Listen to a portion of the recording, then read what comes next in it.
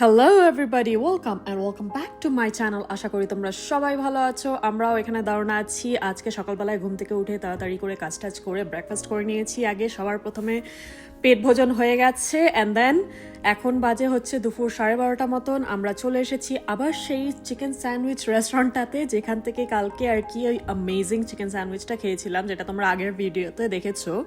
আবার সেই chicken sandwich রেস্টুরেন্টটার থেকে আর কি চলে এসেছি চিকেন স্যান্ডউইচ নিতে। এত ডেলিশিয়াস ছিল যে কি বলবো, তেমনি ফ্রাইসগুলো ছিল অ্যামেজিং কি বলবো, মানে বলে বোঝাতে পারছি না।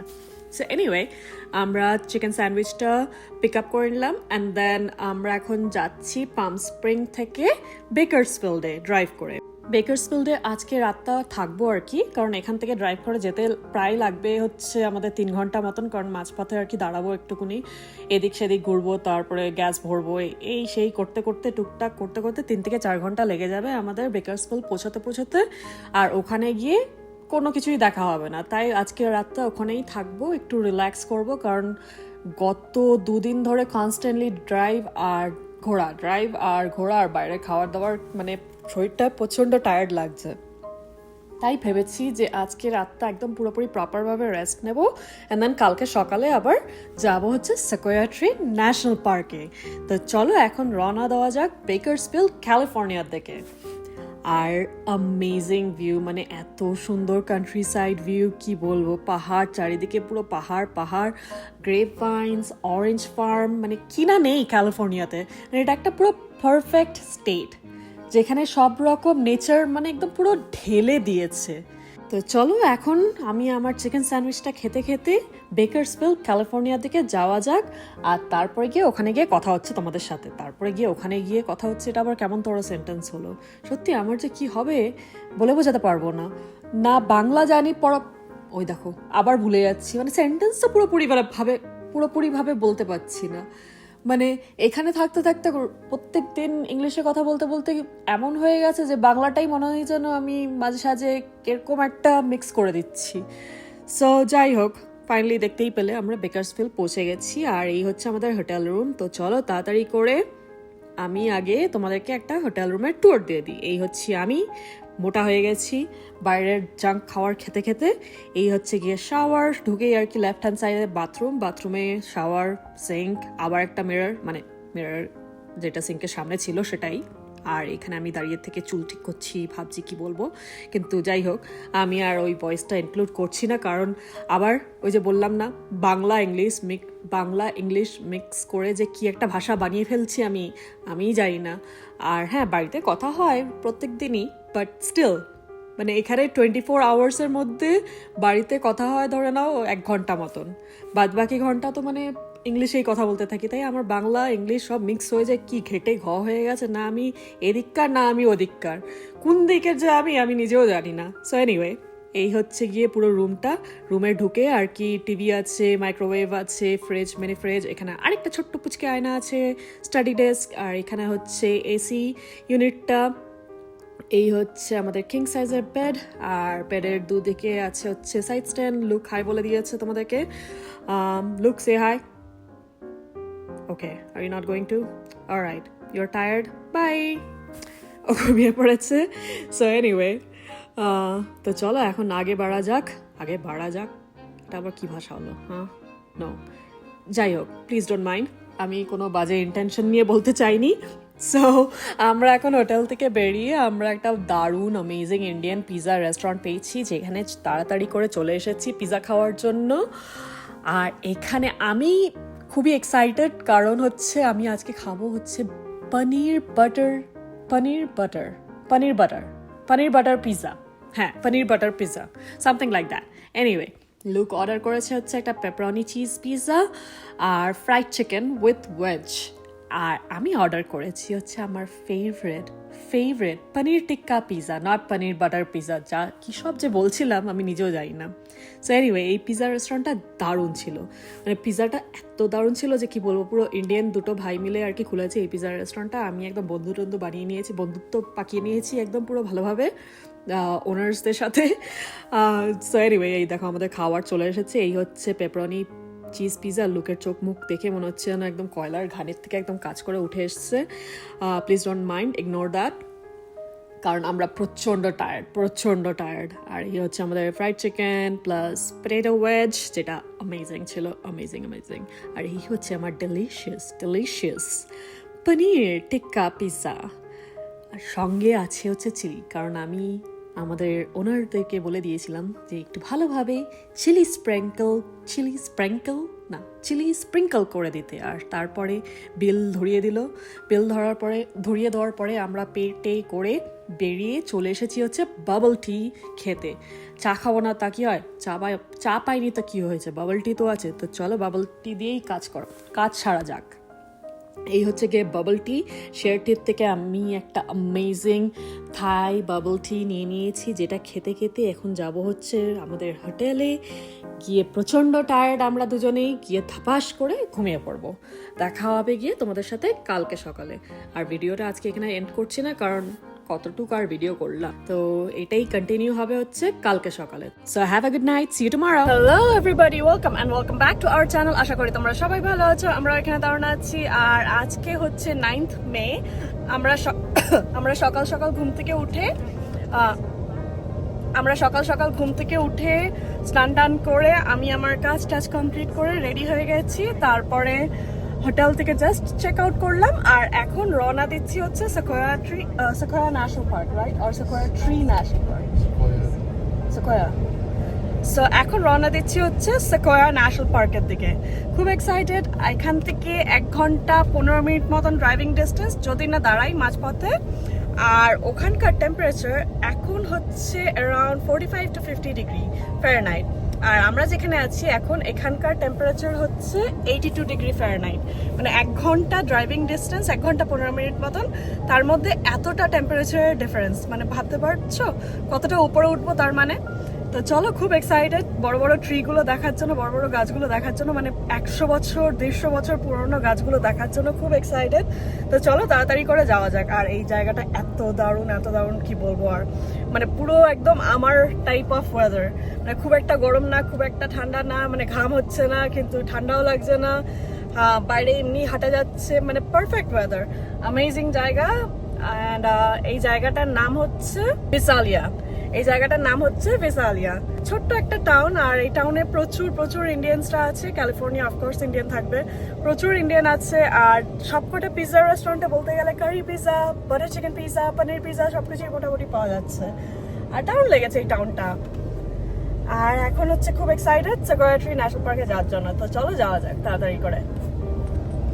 ওই যে দূরে যে পাহাড়গুলো দেখা যাচ্ছে, ওই পাহাড়ের অন্যদিকে যাব আর কি।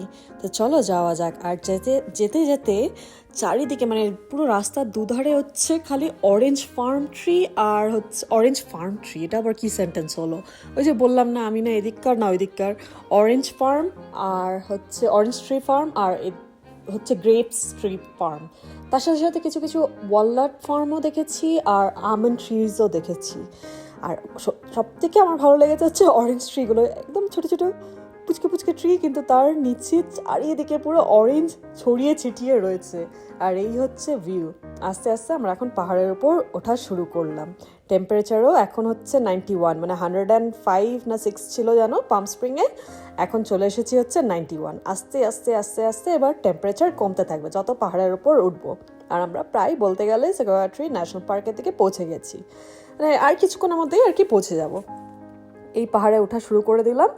আর চারিদিকে দেখো পাহাড়গুলো কি সুন্দর, মানে কত রকমের। এই ট্রিপটা সত্যি আমাদের কাছে মেমোরেবল হয়ে থাকবে, কারণ আমরা যে কত রকমের পাহাড় দেখলাম বলে বোঝাতে পারবো না। সিরিয়াসলি অ্যামেজিং সিনারি দেখলাম। আর এদিকে দেখো একটা সুন্দর লেক, আবার ডকও আছে দেখছি, মানে বড়ই হবে লেকটা। হ্যাঁ বেশ বড়, ওইদিকে পাহাড়ের ওই দিক দিয়েও চলে যাচ্ছে আর কি লেকটা।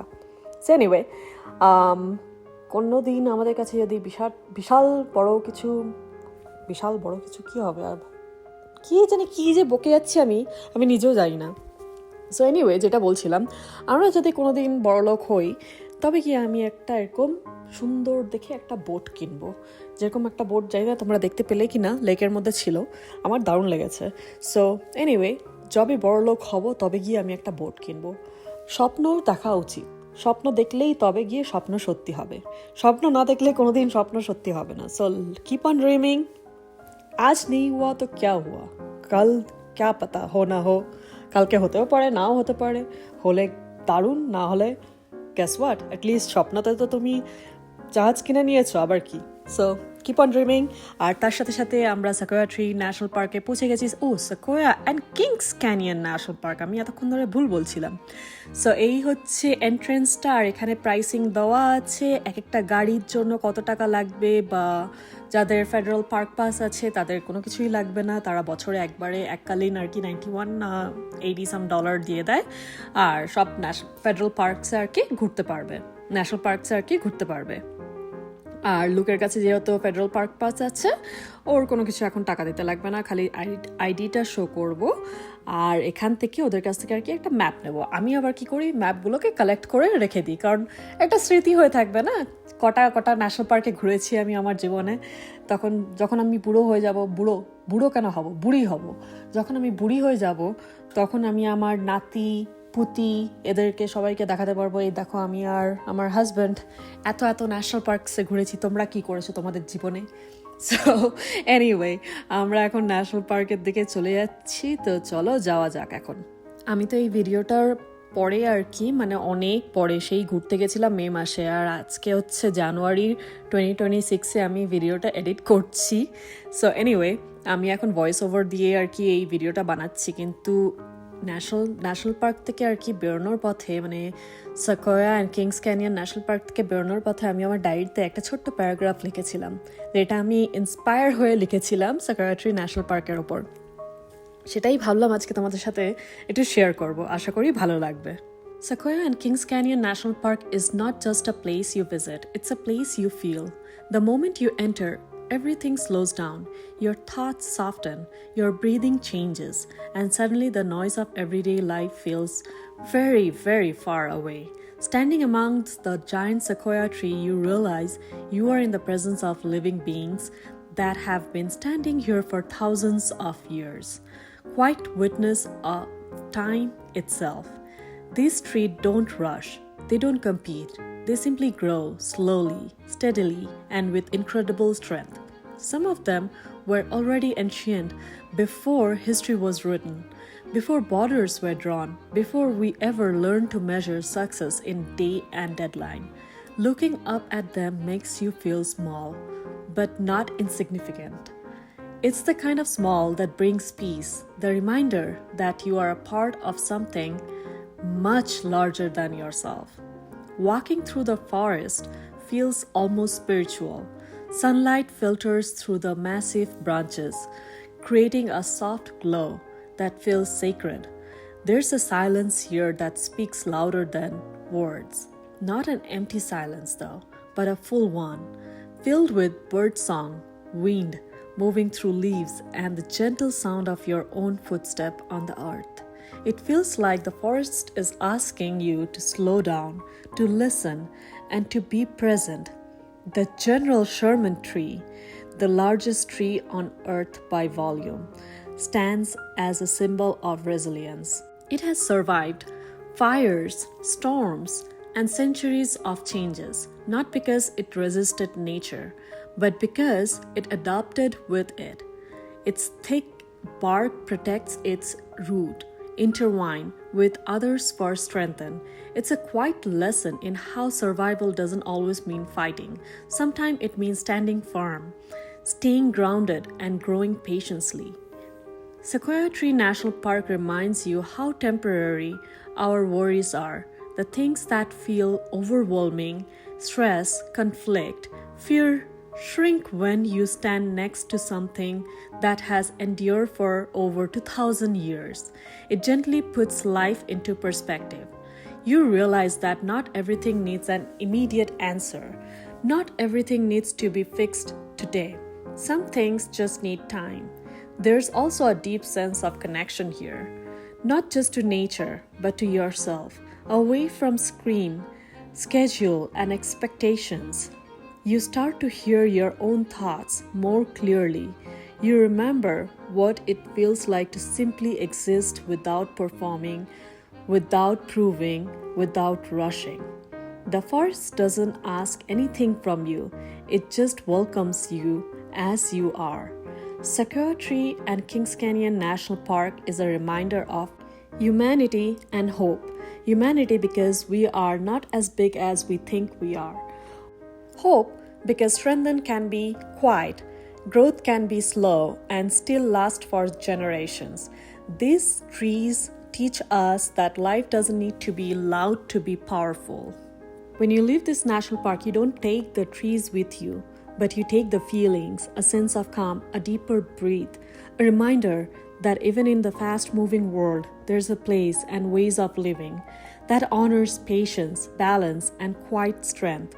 Sequoia and Kings Canyon National Park stays with you long after you are gone, not as a memory, but as a feeling rooted deep inside, like the trees themselves.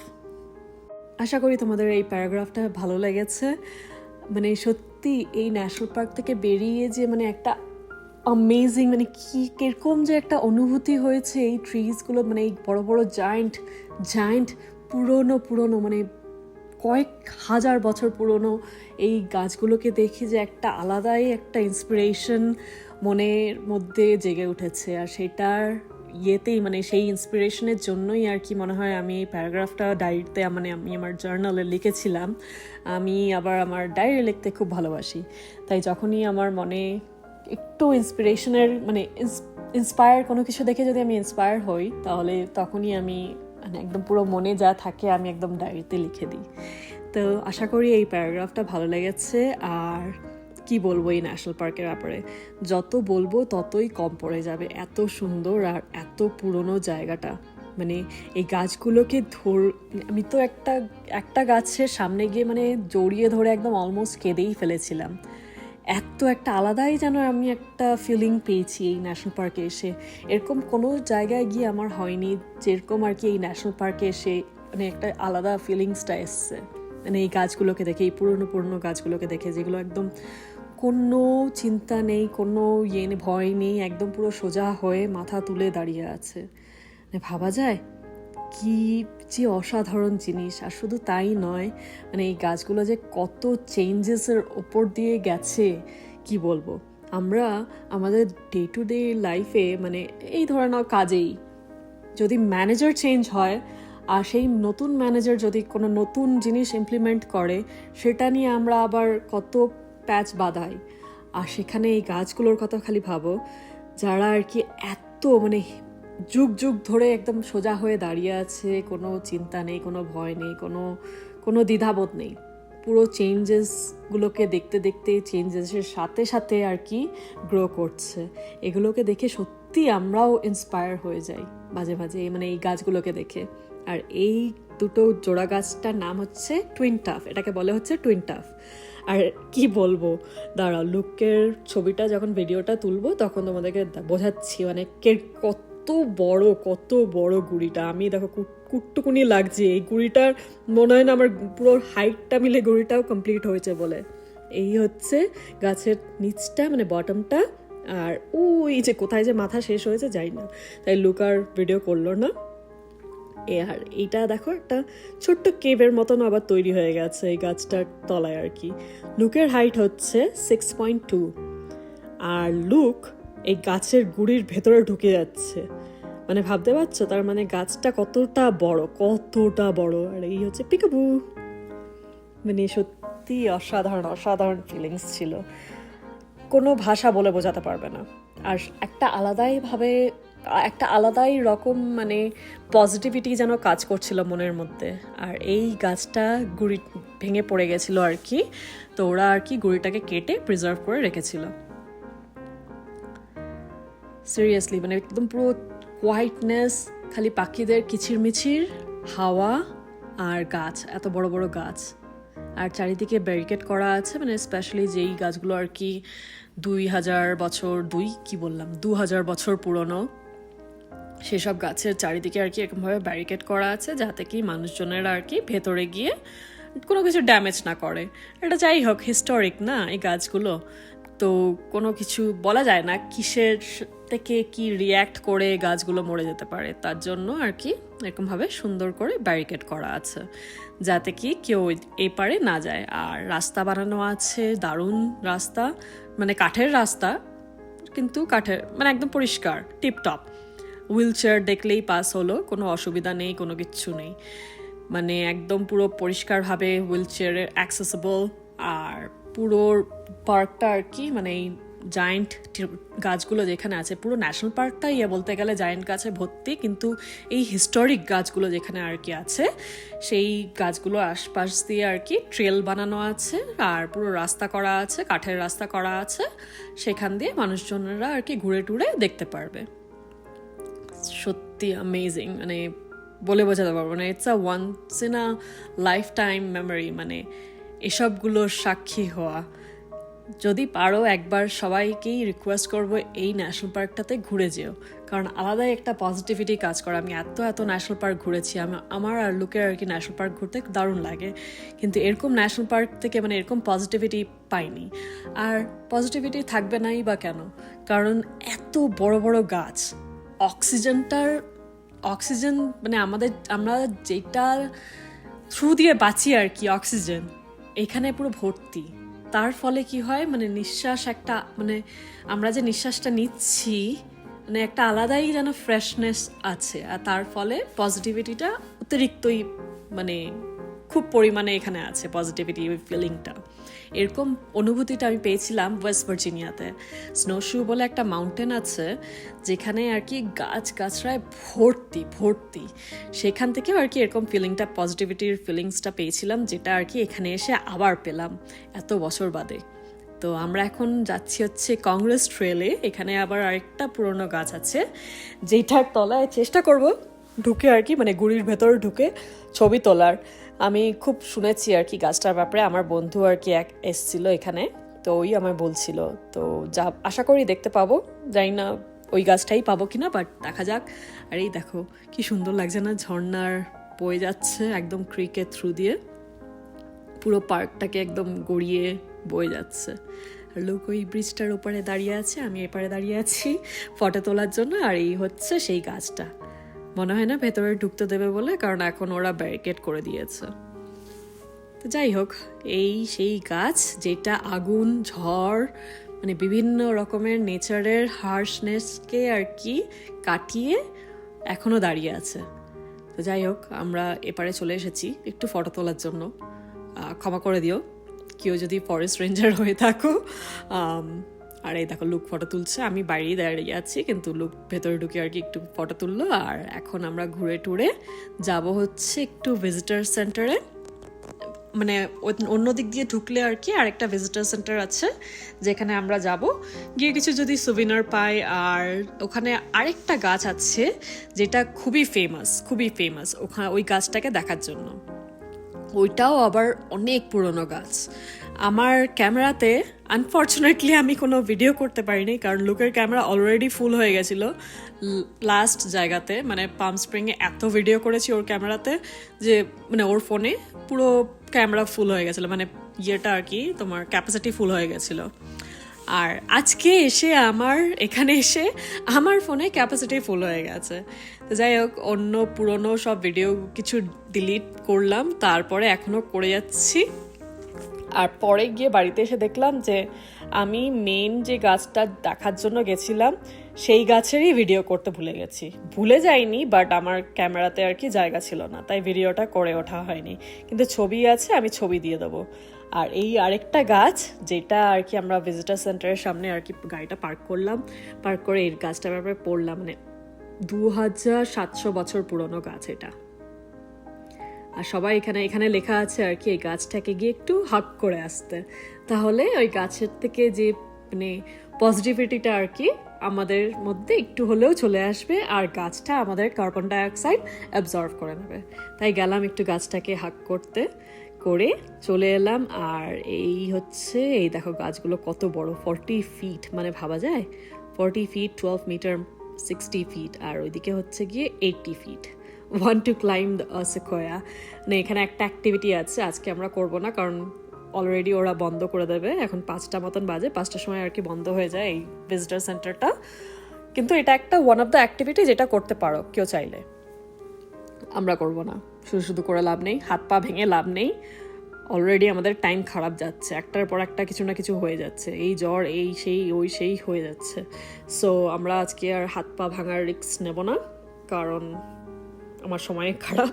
তো চলো, ন্যাশনাল পার্ক ঘোরা হয়ে গেল, এখন আমরা আবার পাহাড় থেকে নিচে নেবে আমাদের হোটেলের দিকে যাওয়া যাক। আর চারিদিকটা দেখো পুরো আগুনে আর কি সব জ্বলে গেছিল। মনে হয় আগুনটা 2 বছর আগের আগুন, যেটা আর কি এই সেকোয়া ট্রি ন্যাশনাল পার্কে মনে হয়। এখানে প্রায় বলতে গেলে 2-3 বছর অন্তরই আর কি ফরেস্ট ফায়ার হয়ে যায়। এখন কোথার থেকে হয়, কিভাবে হয়, কেউই জানি না ফরেস্ট ফায়ারটা কিভাবে হয়। অনেক সময় থান্ডারস্টর্ম থেকেও হতে পারে, বা অনেক সময় মানুষের ভুলের জন্যও হতে পারে। যারা আর কি ক্যাম্পিং করতে আসে তারা কি করে, এরকম আগুন জ্বালিয়ে পুরোপুরিভাবে না বন্ধ করে, মানে আগুনটাকে না বুঝিয়ে চলে যায়।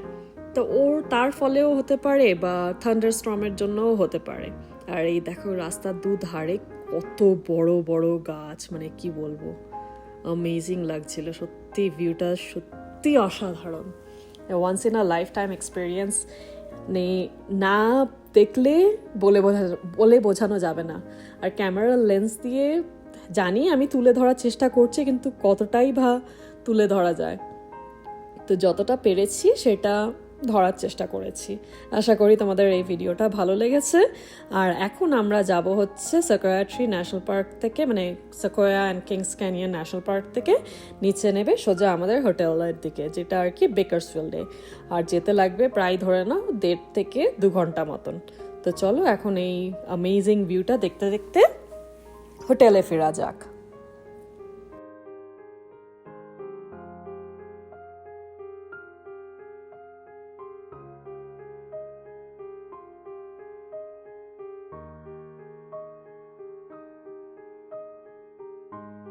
এখানে আবার লেখা আছে be careful of fallen rock, কারণ রাস্তাটা দেখতেই পাচ্ছ কতটা টাইট। আর পাশেই হচ্ছে পাহাড়, একদিকে পাহাড় আর একদিকে খাদ। আর পাহাড়ের ওপর থেকে আর কি মানে সাবধান করে দিচ্ছে আমাদেরকে, গভর্নমেন্ট থেকে লিখে গেছে fallen rock, be careful of fallen rock, যাতে কি যদি দেখি যে পাথর টাথর পড়ছে আমরা যেন গাড়িটাকে সাইড করে দাঁড় করে যাই। সাবধানে থাকতে বলছে বেসিক্যালি, কারণ পড়লে একটা পাথর যদি গাড়িতে ধাক্কা মারে আমরা সোজা গিয়ে পড়বো হচ্ছে খাদে। আর অল্প অল্প কিছু কিছু জায়গায় আর কি রেলিং বানানো আছে, এরকম লোহার রেলিং, আর কিছু কিছু জায়গায় কোনো কিছুই নেই, শুধু এরকম রাস্তা আর পাশে খাদ, আর ওই কয়েকটা গাছপালা আছে আর কি ওরকম টাইপের। তো এই দেখতে দেখতে, এই অ্যামেজিং ভিউটা দেখতে দেখতে চলো এখন নিচে নেমে যাওয়া যাক। আস্তে আস্তে আমরা এখন নিচে নামছি, আর ঠান্ডাও, মানে সূর্য ডোবার টাইম হয়ে এসছে প্রায় বলতে গেলে, আর তেমনি ঠান্ডা লাগছে এখন আস্তে আস্তে। আর গাড়ির কাজটা নামিয়ে দিয়েছি জাস্ট তোমাদেরকে এই পাহাড়টা দেখানোর জন্য। মানে কি বলবো, ওই জোরাসিক পার্কের ঠিক পাহাড়গুলোর মতন লাগছে, মানে অনেকটা ওই হাওয়াইতে যে পাহাড়গুলো দেখিয়েছিলাম তোমাদেরকে, আমার আরেকটা চ্যানেলে আর কি ওই সব ভিডিওগুলো আছে, হাওয়াইয়ের পাহাড়ের মতন লাগছে অনেকটা দেখতে, মানে ওই পুরো জোরাসিক পার্কের পাহাড়গুলোর মতন দেখতে লাগছে। তাই একটু গাড়িটাকে দাঁড় করালাম, লোক বললো একটু বেরিয়ে ফ্রেশ এয়ারটা ফিল করা যাক আর সূর্যের আলোটা একটু নেওয়া যাক। তো চলো এখন একটু গাড়ির থেকে আর কি বাইরে বেরিয়ে একটু ফ্রেশ এয়ারটা ফিল করা যাক, কারণ আমরা পুরো ওই হার্শ উইন্টারটা পার করে এখন বেরিয়েছি একটু গরমকালের দিকে পা দেওয়ার জন্য। তো সবার আগে যেটা দরকার আমাদের শরীরে সেটা হচ্ছে ভাইটামিন ডি। তাই একটু গাড়ি থেকে বেরিয়ে ভাইটামিন ডি নেওয়ার চেষ্টা করলাম, মানে ভিটামিন ডি। অনেকে বলে ভাইটামিন, আমেরিকাতে মোস্টলি আর কি সবাই বলে ভাইটামিন, ইন্ডিয়াতে শুনেছি সবাই বলে ভিটামিন। তাই যেটা বলো সেটাই ধরে নাও। আমি এখন যেহেতু এখানে থাকি আমিও ভাইটামিন বলা শুরু করে দিয়েছি। আর এই দেখো পাহাড়ের ওপরে আর একটা পাথর, মানে পুরো এই পাথরটা নাকি একটাই খালি, জাস্ট সিঙ্গেল রক। সিরিয়াসলি কি বলবো যে বলে বোঝাতে পারছি না, এত সুন্দর ভিউ। মানে I am really thankful that I am getting this chance to visit and explore all these beautiful and gorgeous places. I'm really grateful to God and to my parents and friends and families. এখন আরেকটা view পয়েন্টের সামনে দাঁড়ালাম, এটার নাম হচ্ছে, এই জায়গাটার নাম হচ্ছে রক রেলিক। মানে এই যে পাথরটা দেখতে পাচ্ছ এটা হচ্ছে সিঙ্গেল ন্যাচারালি ফর্মড পাথর, যেটা আর কি এরকমভাবেই বড় হতে গেছে। আর তার ফলে কি হয়েছে, এরকমভাবে যেহেতু গ্রোথ করেছে আর তার ফলে একটা ব্রিজ তৈরি হয়েছে, তার তলা দিয়ে আর কি গাড়ি টাড়ি যাতায়াত করে। মানে সিরিয়াসলি অ্যামেজিং, কোনো জবাব হবে না এই জায়গাটার। মানে একদম অদ্ভুত জিনিস দেখতে পাচ্ছি এই জায়গাটাতে। সো ফাইনালি আমরা ন্যাশনাল পার্ক থেকে বেরিয়ে আমরা এখন চলে এসেছি একটা গ্যাস স্টেশনে, যেখানে আবার লেখা আছে দেখলাম গ্যাস ভরলে আর কি ফ্রিতে ফ্রুটস পাওয়া যাবে, বিভিন্ন রকমের ফ্রুটস পাওয়া যাবে। ওদের আর কি ফার্ম পেছন দিকেই আছে, তাই মনে হয় আর কি যারা মানে হয় না ফার্মে অনেক রকমের ফল টল হয়, এবার প্রথম ছাঁটাইতে আর কি ওরা সব ফল টলগুলো বিক্রি করে দেয়, সেকেন্ড ছাঁটাইতে আর কি ওরা এরকম স্টোরের মধ্যে শো করে রাখে, গ্যাস ভরলে ওই রিসিপ্টটা দেখালেই আর কি ওরা এক বাক্স এক ঝুড়ি ফল দিয়ে দেবে। আর তারপরে শুধু কি এই এক ঝুড়ি ফলই নেবে, কেউ আবার এসে কিনবেও। তো ওই মার্কেটিং আর কি মার্কেটিং প্রসেস যেটাকে বলে পুরোপুরিভাবে। তা আমরাও চলে এলাম এই ফার্মে, আর ফার্মে এসে তো যেন আমি হাবলা খেয়ে পড়েছি। হাবলা খেয়ে তো হ্যাঁ হাবলাই তো বলে। সো এনিওয়ে আমি যেন পুরো পাগল হয়ে গেছি, মানে চারিদিকে এত ফল, এত দারুণ ফল দেখে যেন মানে আমি কোনটা ছেড়ে কোনটা নেবো বুঝে পাচ্ছি না। আর স্ট্রবেরিগুলো কালারগুলো দেখো, কোনো রং না কোনো কিছু না, ন্যাচারাল স্ট্রবেরি গাছ থেকে তুলে এনে এখানে মানে রাখা আছে। কি বলবো, আমরা গাছগুলো দেখেছি ঢোকার পথে, মানে পুরো গাছের থোকা হয়ে স্ট্রবেরিগুলো ঝুলছিল, আর এত সুন্দর লাগছিল, আর সত্যি মিষ্টি ছিল স্ট্রবেরিগুলো। আমি তো যেন ওই স্টোরে দাঁড়িয়ে থেকেই মানে আমার যা হয় আর কি, ইন্ডিয়ান তো ইন্ডিয়ানই থাকবে, যতই চেষ্টা করো না কেন ইন্ডিয়ানকে ইন্ডিয়ার থেকে বার করা যায়, কিন্তু ইন্ডিয়াকে ইন্ডিয়ানের থেকে আর কি বার করা যায় না। তো ওই হচ্ছে আমার অবস্থা। এক ঝুড়ি স্ট্রবেরি নিলাম টেস্ট করে, অফকোর্স। তারপরে ব্লুবেরি এসছি টেস্ট করতে, কোনটা মিষ্টি হবে, কোন ঝুড়িতে ব্লুবেরি মিষ্টি হবে সেটা নেব। তো ব্লুবেরি নিলাম, স্ট্রবেরি নিলাম, তারপর চেরিজ নিলাম, সুন্দর চেরিজ দেখলাম, আর তারপর তার সাথে ব্রাউনিও নিয়েছি, এই যে ব্রাউনিটা। আর সামনে দেখো ফার্মটা কি সুন্দর লাগছিল না? সো এনিওয়ে আমরা ফার্ম থেকে বেরিয়ে আর কিছুক্ষণের মধ্যেই আমরা হোটেলে পৌঁছে গেছিলাম। আর এই হচ্ছে আমাদের আজকে রাত্রের হোটেল রুম। একটুকুনি তাড়াতাড়ি করে ট্যুর দিয়ে দিই। এখানে সাইডে বার কাউন্টার রাখা আছে, যেখানে আর কি কফি আছে, আর সিঙ্ক আছে, নিচে মাইক্রোওয়েভ আছে, আর এদিকে পেপার টাওয়ালও আছে, আর এদিকে কি আছে মিনি ফ্রিজ। ওকে, মিনি ফ্রিজ, এখানে আয়না, অ্যান্ড দ্যাটস মি। আর তার অপোজিটেই হচ্ছে আরেকটা দরজা, যেটা আর কি কানেক্টিং ডোর, অন্যদিকে রুমটাকে কানেক্ট করার জন্য। আর কি আছে, এগুলো তো আমাদেরই ব্যাগ। আর ঢুকেই হচ্ছে তোমার এদিকে একদিকে সোফা, আর এটা হচ্ছে এসির থার্মোস্ট্যাট, তার পাশেই রাখা আছে হচ্ছে হ্যাঙ্গার্স, কোট টোট ঝুলিয়ে রাখার জন্য। এদিকে সোফা কাম বেড আছে, এদিকে সাইডে একটা স্টুল আছে, এদিকে স্টাডি ডেস্ক আছে, এসি আছে, টিভি আছে, আর সুন্দর ল্যাম্পটা। আর এদিকে লুক কিং সাইজ বেডের ওপরে শুয়ে আছে আমার পতিদেব হাজব্যান্ড লুক। অ্যান্ড আর কি এদিকে একটা শু স্ট্যান্ড আছে জুতো টুতো রাখার জন্য বা বসে পড়ার জন্য। অ্যান্ড বিছানার পাশে আর কি দুটো সাইড স্ট্যান্ডও আছে, ল্যাম্প আছে, অ্যান্ড বড় একটা মিরর আছে, যেখানে আমি আমার পুরো টায়ার্ড চেহারাটাকে দেখাচ্ছি। অ্যান্ড দেন কি মিররটা আবার খোলাও যায়, মিররটা খুললে ভেতরে দেখি কি আছে। সো এখানে আবার বিছানাপত্র আছে, যারা আর কি কাউচে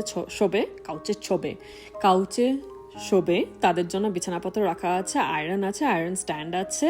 এটা বেসিক্যালি আর কি ক্লজেট। আর ক্লজেট থেকে বেরিয়ে পাশেই হচ্ছে বাথরুম এরিয়া, দরজা খুললেই বাথরুম এরিয়া। আর বাথরুমে আর কি দেখাবো, এই টয়লেট, টাওয়েলস, বাথটাব, আর শাওয়ার, হ্যান্ড শাওয়ার সবকিছুই আছে। আর ফোনও আছে বাথরুমে আবার, হ্যালো। আর এই হচ্ছে আমি, সিঙ্কের ওপরে আয়না, হেয়ার ড্রায়ার, অ্যান্ড এই হচ্ছে আজকে রাত্রের ডেস্টিনেশন।